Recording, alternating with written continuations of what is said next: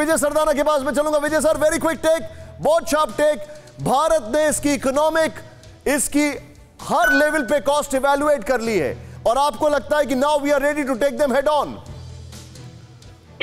बिल्कुल सही कहा आपने। देखिए, चाइना को भी पता है, इंडिया को भी पता है कि कोई भी लड़ाई की कीमत काफी होती है, डायरेक्ट कॉस्ट और इनडायरेक्ट कॉस्ट। और सबसे बड़ी कॉस्ट इस समय चाइना को दूसरे लेवल पे है कि एक चाइना का आज एक वर्चस्व था। आप रामायण की बात कर रहे हैं, मैं उसी के संदर्भ में आपको कह रहा हूं कि चाइना ने यह सोचा था कि मैंने अश्वमेध यज्ञ शुरू कर दिया है, मेरे घोड़े जहां जाएंगे वो सब मेरा जी। भारत ने उन घोड़ों को बांध दिया है। क्या बात है कि इसके आगे आपके घोड़े नहीं जा सकते। बिल्कुल सही बात। जब तक मजबूरी ये है चाइना की कि या तो एमिकेबली इंडिया से सेटल करे, अगर वो सेटल करता है तो दुनिया देखती है चाइना का इकोनॉमिक एंड मिलिट्री वर्चस्व भारत और चाइना आमने सामने बराबर दिखेंगे, क्योंकि आप सेटलमेंट तो बराबर से करते हैं ना।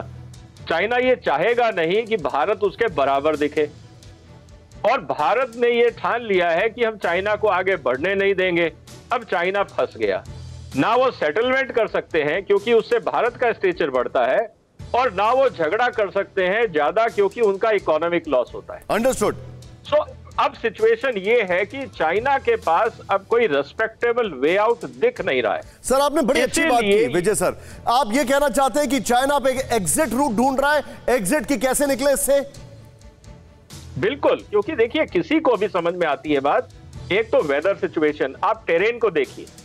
बख्शी साहब और बाकी जो डिफेंस एक्सपर्ट्स हैं वो मेरे से ज्यादा अच्छा एक्सप्लेन कर पाएंगे टेरेन और उसकी चैलेंजेस को।